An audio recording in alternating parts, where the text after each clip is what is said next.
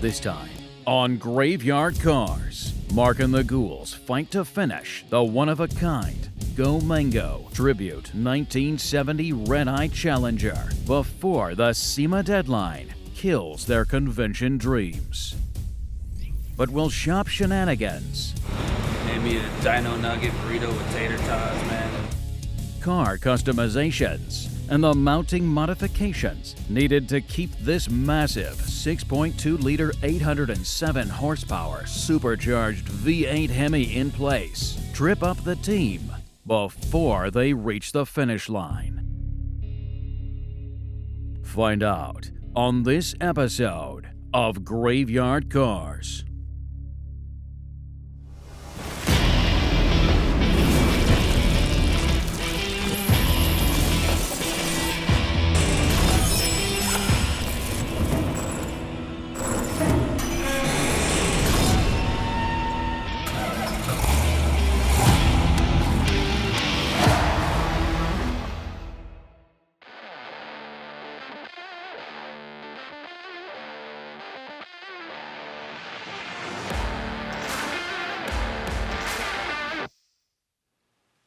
All right, so today's an exciting day just because this is the last paint work we have to do on our SEMA build for this year.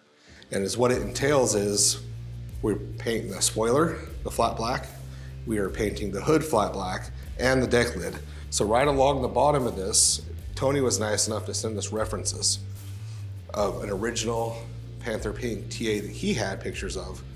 So we'll go through the process, measure the same measurements that we have here, which from the end of the deck lid to where it's supposed to stop is about 1 5/8". We'll measure that out on each side, mask it off, and then we'll start the flat black process. Then after that, we'll walk away, kick it over to assembly. They can finish putting this car together. So it's interesting how they did the bumblebee stripe when they painted them on. They actually laid the color down of the bumblebee stripe. So let's say you had an FC7 Plum Crazy Purple Challenger and it was coated for the black bumblebee stripe. The way the factory would do it is they would paint black on the deck lid and the quarters, probably halfway up to the back glass, way past where the bumblebee stripe would go. Then they come back, mask that black off, and paint the actual car itself. Now that's the way the factory did it, but of course Will has a better idea. We'll do it his way, because he knows more than Walter Chrysler, apparently.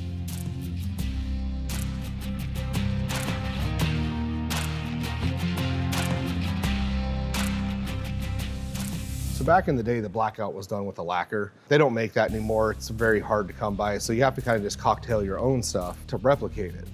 The good thing about this is over time, lacquer would just kind of wash off with time. With what we do, it's going to last just as long as the car. So it's not quite exact, but it is pretty close.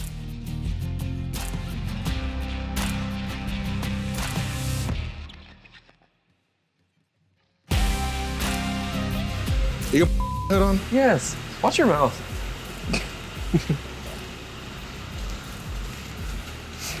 Careful. So one of the last things we had to do was get the hood fit. We weren't really concerned because it's a TA hood, so it's got a good 3 or 4 inches extra clearance where a regular hood would not. With this car particularly, we did a lot of modifications, pre-fitting stuff. It wasn't just, hey, here's a Challenger, let's put it together. So much time and detail went into this car. Josh just went above and beyond, making sure that when it came time to assemble the car, it went together perfectly. It was like this car was meant to go together the way that we did it. The hood fit perfect, clearance was not an issue, and this car was made to go the way we did it. All right, lift up a lot. The Trans Am Challenger is the sister to the AAR CUDA. One of the cool things is this cold air induction hood in 94, if you have an AAR or a TA Challenger, is fiberglass, is completely fiberglass. So because it's fiberglass, it doesn't have the weight and it doesn't have the strength that you'd see in a metal hood. So what they did was they put a smaller diameter hood spring on them, so they open and close properly. So if you were to show, look at the diameter of that hood spring, it should be pretty small, almost looks like a washing machine size of spring, versus the original ones that you see on any of these cars, about half again as big around diameter. We should have marked this holes. Yeah.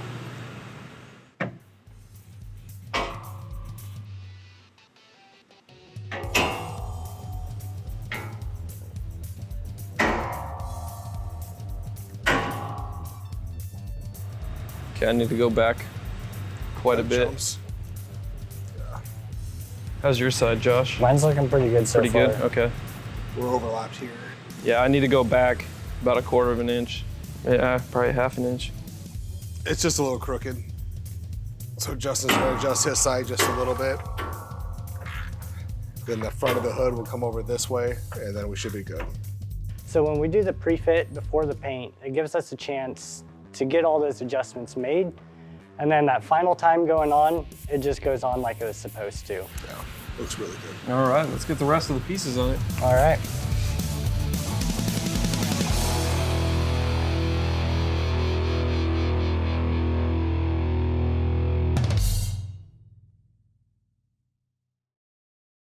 Home yesterday, watched the game, cracked me a couple Pelicans, made me a dino nugget burrito with tater tots, man. So I've been planning this for a while. Halloween's coming up, and I wanted to be something kind of scary, or super scary at this point. I gathered some materials together, found some clothes in the dumpster, hit the Halloween spirit store, basically put together this look. You see it on the streets a lot sometimes. Found some socks and some shoes, trying to go for that retro look, you know? Basically try to look as bummy as possible, but I ended up looking like Will. That's how it kind of went from there, and I thought that was pretty scary. That was a great Halloween costume for sure. Hey, if I ask you to paint something, will you do it now or will you do it 2 months from now? Probably maybe a year, something like that, you know? I gotta figure it out. My Instagram's kind of full right now, so I'll have to. I think Count Chocula did a great job, or Anthony, whatever his name is, doing his impersonation of Will. He had the mannerisms down, that lazy, miserable cretin type of thing, walking around with the hair down, like I don't care, right? He had the I give up look perfectly. Looked like he slept in his clothes. He did a fantastic job. It was a great surprise too to see that, because he's the only one here that dressed up for Halloween. We were all panicking pretty much because we had to get ready to go down to the show. But I think he did a fantastic job. The only thing I'd like to point out right here is, just not to forget this, there really is only room for one actual entertainer. No kidding. Barely there. See it? Do you want to die, Dougie? Oh, what the?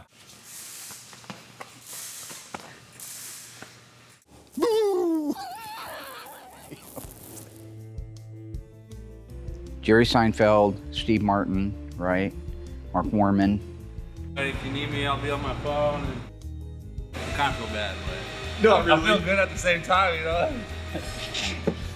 I thought it was a good idea.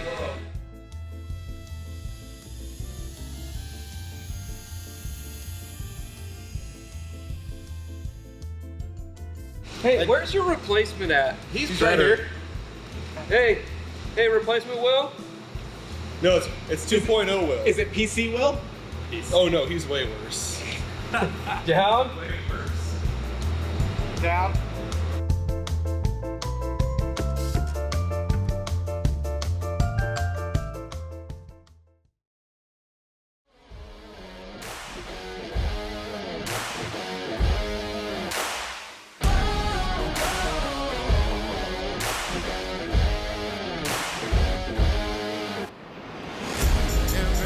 Listen up now.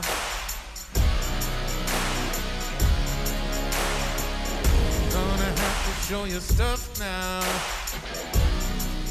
So I had an opportunity to drive the car right before we loaded it up for SEMA, and it was a very short opportunity. It was like, I think I had 5 minutes, maybe 10. So there's not a lot of driving footage. Apologize for that. That is what it is. The car is a very complete package. I mean, it sounded beautiful. TTI exhaust, it had the Magnum Force front suspension, had the Hell Crate in it. It had a 5-speed. We ended up going with an American Powertrain 5-speed in this one, so we didn't have to modify the floor nearly as much as we have to when we do the 6-speed. So very sanitary installation.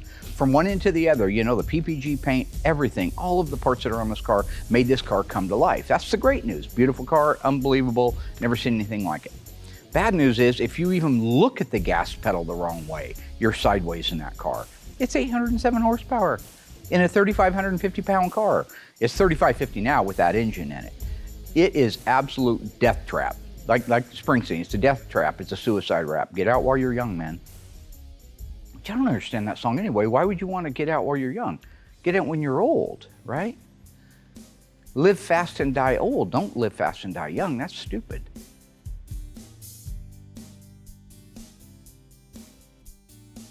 We got a great team here at the shop, and these guys were new a year or two ago, but now being more kind of experienced and being veterans at the shop, when it comes to a SEMA build, they know what goes into it. They know that, A, they got to build this car, also maintain working our regular job, getting the other cars done. But what Josh did, his planning, the thought process that went into it, and the fact that it went together exactly the way he saw it in his head, was actually just a huge saving grace to the shop. So I'm a metal guy by trade and passion, but I'm also a team player. It's really interesting being part of the assembly process of this Challenger and being able to do a couple modifications on that in the process. It's out of my norm, but it was also a fun change up in pace. The car came out absolutely amazing. I'm super happy with how it came out. It's pretty much perfect. With the Hellcat Red Eye T8 Challenger now complete, and our world-famous Phoenix CUDA also invited on this flight to SEMA, the Ghouls get the cars in the truck and on the road for the nonstop haul to Las Vegas.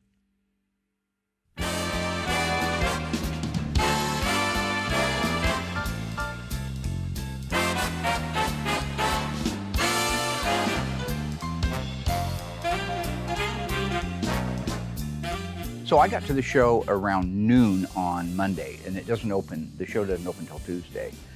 So it gave me an opportunity to get around, see where everybody was at, all the different vendors that I wanted to see. I actually had time this time. I don't usually end up with a lot of time, but I was able to stop by and visit a lot of the different booths. I like to keep up with some of the stuff that we have right now, even though it's 5 years old, it's fairly new, but they've probably updated it. So when you go into these booths and you think you've got the state-of-the-art paint gun or the state-of-the-art air system or whatever it is, they've upgraded it and there's something new out there. So it's fantastic because I'm still a shop owner. I may be on TV, we may be doing all this stuff, but I'm a shop owner. So I'm always looking to see what kind of equipment is out there, what's the newest equipment that's out there, what can we buy that we could put into our shop that would help us produce a car faster and better than we did the one before it. So for me, it is a bit of a playground down there to walk around and see all the vendors. So when you're walking around the show at SEMA, and you know, like in our little world here, we're the Kingfish. We just finished amazing cars, but we're the only real game in town. You get out to SEMA and you're up against the best in the world, truly the best in the world. It is a very humbling experience. There are car builders there that can make us look bad. I mean, literally, because they'll handcraft everything. Like Foose just had a really cool car in his booth there. I can't even remember what it is. I don't want to disrespect it by not saying it, but all handcrafted aluminum, all buffed aluminum, or not buffed, but it was grained. It looked exactly like a factory car, but it was all built from scratch. You go to the other booths and there's just wild stuff there that we couldn't even imagine, let alone build. So again, I say that the SEMA show for me is about the cars first. I think that's the most important thing. And then relationships with people, relationships with our vendors, and getting to see people you haven't seen in a long time. At the heart of Graveyard Carz, we're about the people and we're about the cars, and those are what really matter to me.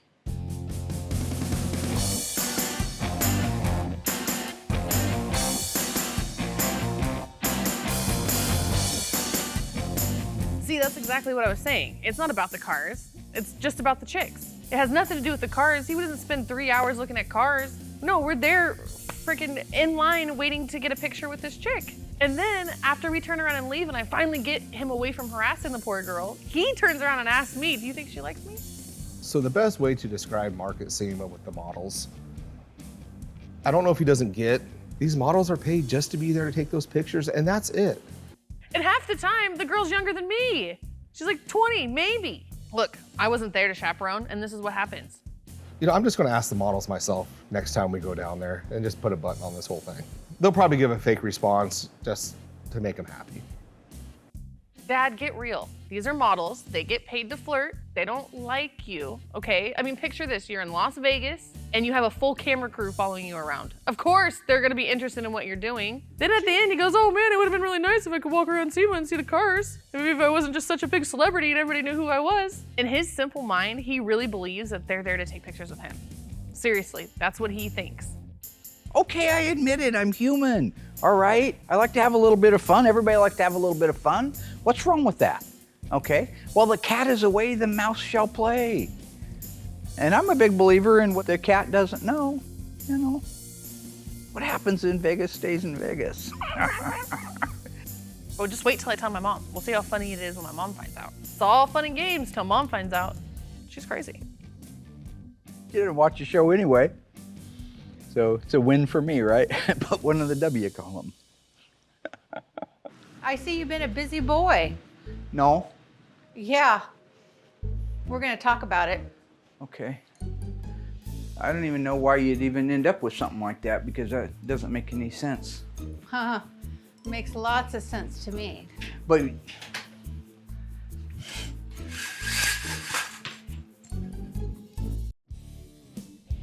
Mark invited me and my wife to go along with him. And you know, it's a really big deal for me. Mark doesn't always do that, but having the honor of being able to go, being able to see all these absolutely insane builds, you know, it's really humbling. We do a lot of OE restoration type stuff, but being able to see the craftsmanship and the amazing skills of other people about the custom stuff that they build, it's really exciting, and it really drives me to do better even. The car, like I said, went seamless. It was such a great quality build. And I'm very proud to be part of that car. So to have that car there representing, you know, the old school 70s with the modern drivetrain's awesome. This particular year was really special because Heather and Layla came down. We're not just building these cars like we used to, as far as you build a car, it goes to the customer, they're happy. You're building a car for one of the biggest car shows in the world, for everyone to see. That's like next level type builds. And Heather and Layla are there, and Layla's not gonna remember it, but when she goes back and watch, she's gonna be like, God, that was really cool. I got to be part of what my dad does. at the Mopar booth every year, we usually have space for one of our cars. And for us to have two cars on their display floor with the best in the world and the newest products that are coming out, just a real honor to be part of that this year. I know. When did you get out of prison, buddy? An hour ago. An hour ago. One little thing there's a photo of is myself and the team with the Mopar team that I'm used to seeing every year. And there was one gal missing, Bernie, who, we love you, Bernie, I'm sorry. She's not with the team anymore, but we wanted to put a little sign because we wanted her to feel like she's still part of the family even though she couldn't be there. So there's my little love call out to Bernie because she absolutely was the genesis of all of this for us when it came to getting parts. She was the person that made that happen all the way back to 2016 when we first started going to the show. So I thought SEMA was dope. I thought it was really cool. It was a blast. And it went by in a flash. Everything was so quick. This may have been our best showing at SEMA yet, in my opinion. I've been there for 3 years, and this was by far the best one that we've done. We had 2 cars there, which was cool. We usually just bring 1 car, but having 2 brought even more attention to us in the Mopar booth. Mark wants me to talk about how I had fun filming. He clearly hasn't filmed before. It's not the funnest thing. You're trying to stay focused. I'm pretty sure I put my camera down 10 times because my back was hurting. It's growing on me. It's growing on me. I guess that's fun. It was cool seeing so many people support us, the show. There's hundreds of people there showing love to Graveyard Carz, to Mark, to Will and Justin. There's even some love for Tiny. It was cool seeing Wendell there. I saw Ron Jenkins there. It's always fun to see people that you know there. There's a lot of local support there too. A lot of people came from Junction City and Portland area to show us some love out there.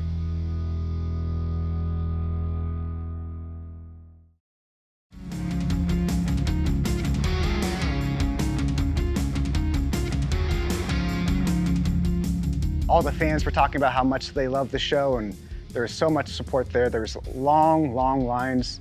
Everybody wanted to get in line to get signatures from Mark and the guys.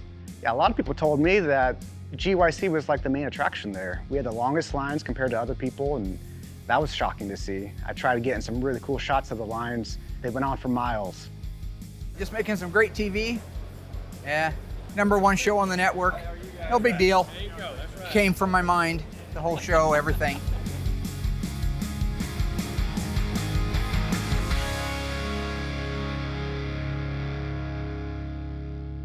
Still to come, with the SEMA Challenger finally finished and at the big show, has the pressure of this year's build finally pushed Mark over the edge? And will the stress of finishing this first ever Tribute 1970 Red Eye Challenger on time cause him to snap and lash out at his fans? Find out when Graveyard Carz returns.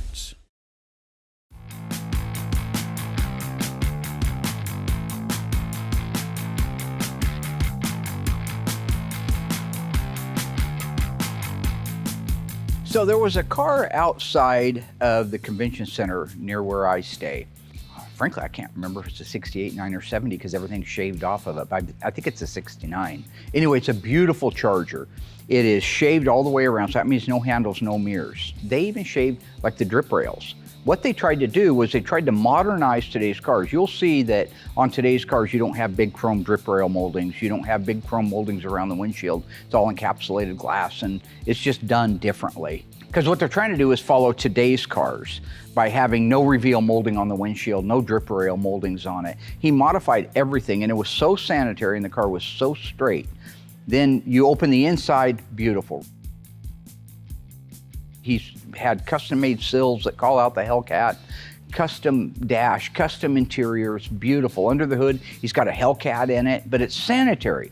It's really, really sanitary. There's no extra pieces hanging around. Now, the way we do it is like as if you were to go into Chrysler in 1970 and order one, that's the engine you'd get. It looks the same, except for the engine. His is totally custom. And I'm not a big fan of the custom stuff, but I just thought he deserved to have a minute on TV. There's a lot of builders out there that do great work that never get the recognition because they don't have the platform we do. I just thought it'd be real solid to let everybody know that was a fantastic job. If I ever wanted to have a custom done, I'd take it to him. Now, there's a lot of different stuff there. The custom cars like the Charger, they're all over the place, not quite to that caliber. I thought that was one of the best ones. But like the trucks, these things are fantastic looking. They're works of art. Somebody has just bled over these things for years trying to build them. I just don't know how functional they'd be. They're so tall, they're so high in the air. One of them, I could almost walk underneath it. Not that I'm a skyscraper, but I am 5'8" and 3/8, you know, and I could still darn near walk under it. I think the license plate was even with my head, and that's crazy. So I know it couldn't be a great driver going down the road, but fantastic looking rig.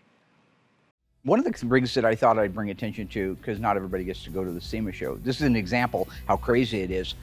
There's a company that takes side-by-sides, like our little Polaris side-by-side, trick them out beyond recognition, put jet skis down where the wheels would go. So this thing's the actual wave runner, I guess you'd call it, I don't know what else. Puts out 1 million horsepower and it go 1,000 miles an hour on the water, and all the time you're in a side-by-side.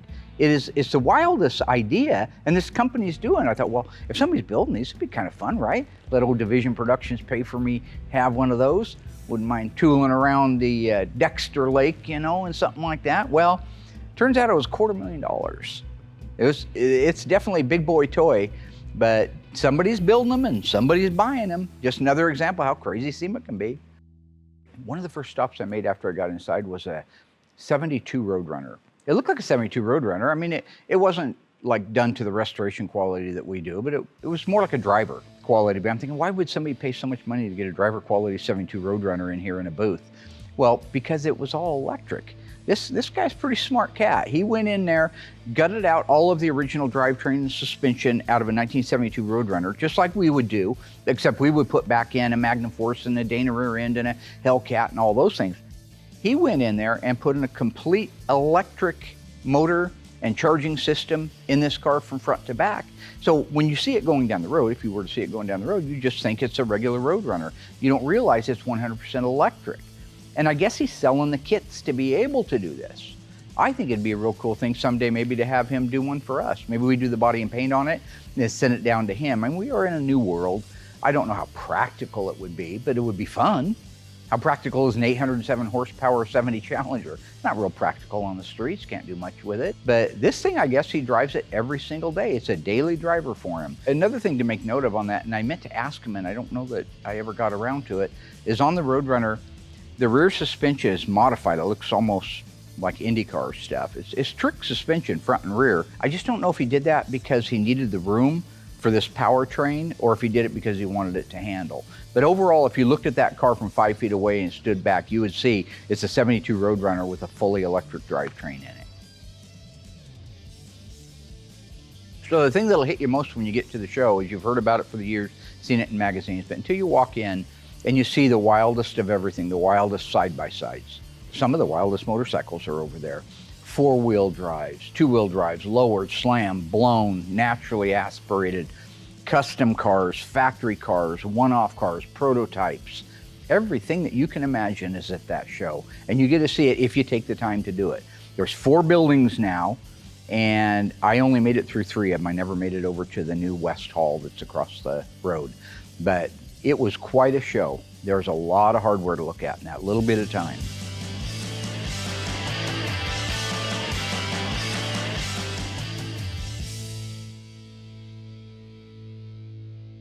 So one of the things that I always like to do when I get to the show, on Monday if I have time, in this case I did, was swing by and see if Chip's around. I knew he had a little booth there and he was signing autographs, Chip Fusen. So I stopped by and I was looking at this rig that you'd walk by 100 times yourself and you just think, I don't know, what is it, some old Ferrari Dino or something? I don't know the Euro trash cars very well. This ain't no Euro trash. This is a hand-built car. Everything's hand-built. So when you stand back and look at it, every panel on that was formed from a big piece of flat aluminum. How do you do that? How do you have the ability to even do that? What kind of a craftsman can do stuff like that and make it look like it's factory? We could do it here. I could take a piece of aluminum, I could straighten it out, I could do body work over the top of it, paint it, and you'd never know. But there's no body and paint over the top of this. When you look at the panels, they're finished off. They have almost that DeLorean look, the Scotch-Brite type of directional grain on it. There's nothing on that. It's all hand-formed, hand-built. The entire car was hand-formed and hand-built. And I guess Chip Fuss was one of the designers. I'm sure he did more work than just design it. But that's the kind of car that you have to be watching for, too. Don't just look for the big whistles and bells and the great big lights. Look for the cars like the Charger I mentioned, like this car, that have maybe 10,000 hours, I don't know. It's an endless amount of time to make perfect. Give them the appreciation they deserve. Don't just look at the 55 Chevy with a blower coming out of it, because a lot of people can put something like that together, but only a handful of guys could build a car like that Roadster.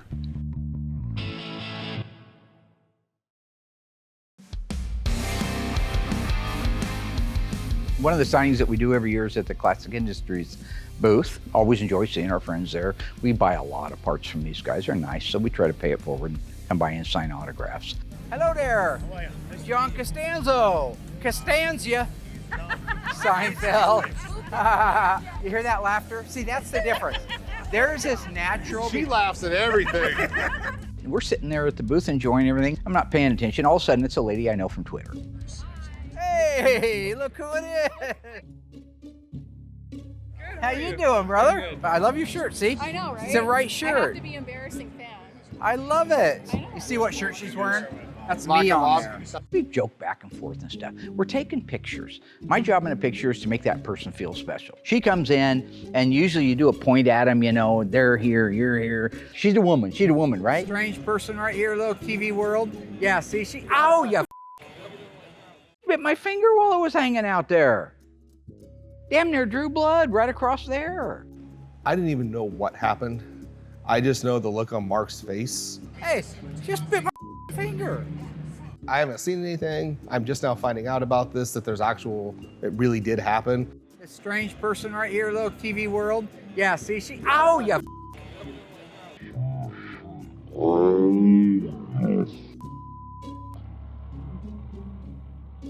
So I don't know. Sorry. That hurt. I didn't mean to bite. Look, I wasn't there when the lady bit off the end of my dad's finger, but good for her.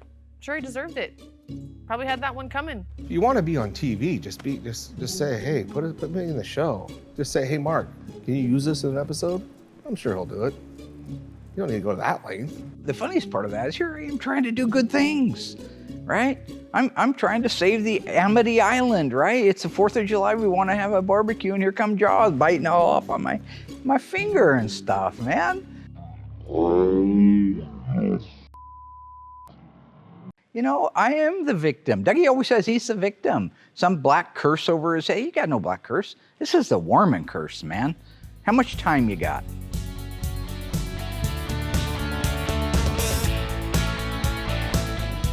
Hello, how are you? How's the world treating you? This was kind of cool. Courtney Hansen swung by the booth. You want to get a picture with me and an autograph? I thought that was really sweet. She didn't need me. You know, she's got her own following, and I know she's there doing signings all over the place. But I would just like to say that I thought she was really, really sweet. I teased her a little bit about wanting to take a run at the tray, and she kind of played right back with me. I was just telling these guys that when you had that thing for me, you know, years ago when I first got started, how, you know, I had to let her down gently because, I mean, heck, I was married, and, you know. I was like, okay, you know. I mean, look who she was hanging out with back then. We're talking Chip Foose. Come on, man. I was almost offended, but then I understood. No, I know, because you're that way. You got a good heart. I've always said Courtney had a good heart. How are you doing? That's just one of the fun things about the show is you get to meet other people and you realize that even though we're on TV and we're doing all these things, we're the same as everybody else at home. We're just trying to enjoy our lives, and we're trying to put something on TV that you can enjoy watching. So good for you, Courtney. You're a fine lady. Can you guys crop this a little bit? Don't you put that camera down. Son of a. Great to see you. Good to see you too, Mark. It's wonderful. Okay. I hate being short. Thanks, you guys.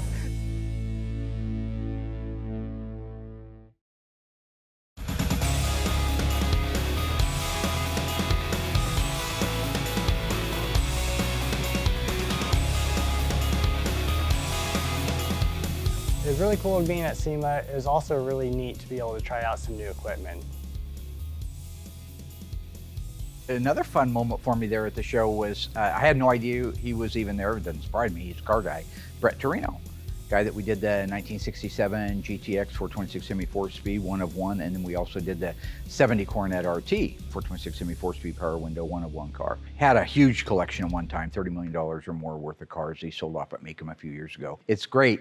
The only cars he ended up keeping out of that great big group of cars, when you look across that showroom, there's everything. Everything. Talladega Ford even in there. He kept those two cars that we did, the 67 Hemi GTX and the 70 Coronet. So that must mean something. It must be a good sign that we did a good job on those cars. It's wonderful to see him. He's a great guy. He's got a heart of gold. I think it's just yet another reason why I look forward to those few days that I get away to see some old friends. You know, one of the things I was looking at, it's boring for you people, but is the coupler system and the airline systems that they're coming out with now. This is some fascinating stuff. When you go back to when I first hung my shingle in 1985, we ran PVC until the fire marshal said you can't run PVC anymore because I guess it explodes and sends plastic flying around the room. Who knew? Didn't happen to me. Then we went into a green pipe, which was overpriced, way overpriced. We put black pipe in, but it wasn't very serviceable. This stuff, you literally just unscrew it and put another piece in there, screw it back in, take the seal out, which is similar to what we have right now, but the stuff that we have right now is nowhere near the quality of the stuff that it has evolved into in today's world. Now, I will say that my highlight of the show would be meeting Richard Petty. And I know he goes to a lot of shows, but I don't go to a lot of shows. So everybody else has probably met him. I never did. Now, when I was a kid, having that number 43, that red and blue decal on everything, you go to Weimart and they would give them away. You'd get hundreds of them. We put them on everything. I put them on motorcycles. I put them on my bicycle. I put them on my bedposts. I put them on my walls. I loved it. Richard Petty was the king, and I had the opportunity to meet him. For me, one of the things that I thought was great was it took him a second, because you go into, when you're signing autographs, you go into show mode. So you don't really, it becomes a bit transparent. You're not really paying that much attention if it's the same person that was there the year before. You're just, hi, how you doing? Get over here. Was here last year, and we talked about, oh, yeah. When I walked up to him, it was great because I asked him, I said, I introduced him, Mark Warman from Graveyard Carz, and he took a second, and then he stopped and goes, oh, yeah, I've seen that. Good show. It's all I needed to hear. Whether it's a lie or the truth, I don't care. If the king of NASCAR says Mark Warman has a good show, that's good enough for me. It was absolutely fantastic to meet him. Great guy, great shape. I think he's 80-something years old. Yeah, the guy is in absolutely amazing shape. He's got perfect teeth, perfect hair, perfect everything. And that's what happens when you go fast. See, that's what I was saying earlier. Live fast, die old. He's lived fast, and he's still going in his 80s, faster than death. Stay tuned. With the convention finally coming to a close, Mark and the Ghouls reflect on the events leading up to the 2022 SEMA show. But will this breakneck build, the slammed convention schedule, and a graveyard full of cars in the queue awaiting his return home drive this Mopar master to madness? Hold me close, a tiny dancer. Yeah, count the headlights on the highway. Or has the success of this one-of-a-kind 1970 Challenger TA with a massive V8 Hellcat Red-Eye crate Hemi make their trials worthwhile? Find out when Graveyard Carz returns. It's so popular here. People are here all day long admiring the car and asking about it. Mark and his team did such a beautiful job restoring this car. It just really brings a lot of joy to us that all the people can see this car. Kudos to the Graveyard team, the Ghouls, and Mark Warman. What a beautiful job. You know, and when it comes to Wendell and his car being down there, especially for him being somewhat local, we see him a lot, we interact with him a lot. He's just a great guy. That car means the world to him. So for him to fly down to Vegas with his wife and see his car there and all the appreciation his car is getting, I know that's very rewarding for him, and it's good for us to be able to give that to him.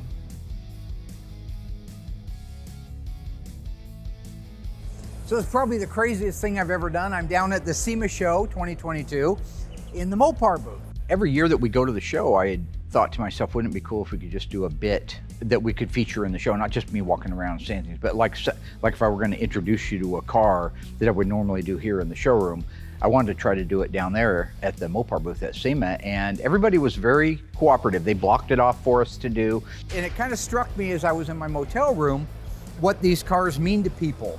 Now, we can go over all the details on. This is, by the way, the 71 Phoenix Cuda, the car that rose from the ashes, right? This was a 71 Hemi Cuda, numbers matching, 1 of 48 made, 426 Hemi automatic, B5 blue, black leather interior. And I gotta say, it's different when I'm in here and it's just you simpletons, not you, the fans, but my camera guys and audio. I don't care, right? I can do my thing, I can do my shtick, I can do this, I can show off. But when you got, 50, 75, 100 people standing around listening to you, you're so much more conscientious. Being up on stage is totally different than being in here on stage. It's also a billboard car. I pulled it off, but I know that when I watched back through the edit, it wasn't nearly like I would have liked to done. I just wasn't in my element. They finally got the fish out of water. This car was molten garbage, right? And now it's brought back to look like this. Now it's brought back to put smiles on people's faces like it did back in the day when it was new, but also to remind us of our heritage, right? We have stuff over here that will show you what today's version of muscle, when fused with yesterday's version, looks like. And it really isn't about all the details, because I'm a nerd and I could nerd out on it forever. It's more about, here's Graveyard Carz at the middle of the Mopar show at SEMA, with one of our cars that we brought back from the dead. The thing about cars is they mean different things to different people. You got people who have classic cars, maybe they just got them, but they always wanted one since they were in high school, or it's a dream. Then you have other people who have had them their whole lives and just want that connection to that family member. Even if they don't go out and drive it, they just want it in the garage and know that it's there and they could occasionally take it out. You also have people who just love them and drive them like crazy, like Jim DeLucci with the 72 Duster, Kimberly Cook with the 70 Barracuda, and the Hills. I mean, you have all different kinds of people, all different walks of life that love these cars for a multitude of reasons. So it's just like the Mopars. We're all a little different. Or here, we have what happens when you throw an 807 horsepower Mopar crate engine in a 1970 Dodge Challenger TA. So the TA Challenger that you see, We took again, an 807 horsepower crate engine. We married it together with an American Powertrain 5-speed transmission, a Dana 60 in the back. And when you look under the hood of this car, you would think that that engine started life in that car. Because we took all the necessary steps that we would to restore Windows 71 Hemi Cuda, we applied that same technology and that same passion in making this car appear as though if you could go back in time and build one, that's what it would look like. All in all, here's an overview of this year's SEMA. I couldn't be more proud. The build was amazing. It went just as we thought it would go, and it actually was executed that way. It was done on time, and not just done on time, it was detailed out. It was just ready to go. Josh did a phenomenal job on the car, having Wendell's car there, having Heather and Layla down there, so we snuck Layla in until they threw her out. Who throws, yeah, SEMA. Who throws a 2-year-old out dressed up like a dinosaur? SEMA does. That was great, having my family there, and the fact that we still kept work going here at the shop. And Mark even rewarded a few of our guys, which he doesn't probably get enough credit for. So a lot of the guys that really were heavy in the build of the car, he brought them also. So it was a total good team building, great car, family, get in, do some autographs, take some pictures, get home and get back to work. So I just wanted to take a minute in the SEMA show and say, thank you to everybody that's here, but thank you to you at home that have put Mark Warman and Graveyard Carz on the map in a position where we have this global recognition. Look, all jokes aside, this is a huge thing for my dad. I know he really does love going to SEMA. Like, this is his dream. This is all he ever worked for. Go and build cars and display them in the SEMA booth. I mean, it doesn't get better than that. So I'm looking forward to next year when I can go down there with my mom. Everybody talks about my passion, but my passion comes from my love. Driving back from the show is always a great time to reflect. And as I look back at the 2022 show, it was a hit for us. Everybody got in there, we teamed together, we had fun at the booths. Nobody went out and got drunk and hammered and created embarrassing moments for me. That's a good thing. We grow, even the young ones grow. But the cars were amazing, the people were amazing, the chicks were all over me, and is what it is, right? I mean, you get used to it. I know Tom Cruise goes through this a lot at a premiere, that the chicks will come going all bananas. It was kind of like, for me, it was like the Beatles. Remember the Beatles and the girls would be in the front row and all throwing up their garments and stuff like that. It wasn't exactly like that for me. Frankly, it was nothing like that for me. And I guess at the end of the day, I am honored to be at the Mopar booth 2022, showing off 2 of the finest cars we've ever restored. So this would be a good button for the episode, by the way. You know how you fade out on me and the music comes in and then they say that Green Day song, right? What one's that? Huh? Closing time? Closing time? I've never heard that song, Tiny. Well, sing me another one. What else would it be? Hold me close, a tiny dancer. I used to like that song. Not a fan anymore. Yeah. Count the headlights on the highway. That kind of fade out. You just keep on me. Don't stay on me. Let me walk out of, yeah. Lay me down in sheets of lead. Yeah, just like that. You're following me. This is the problem, Tiny.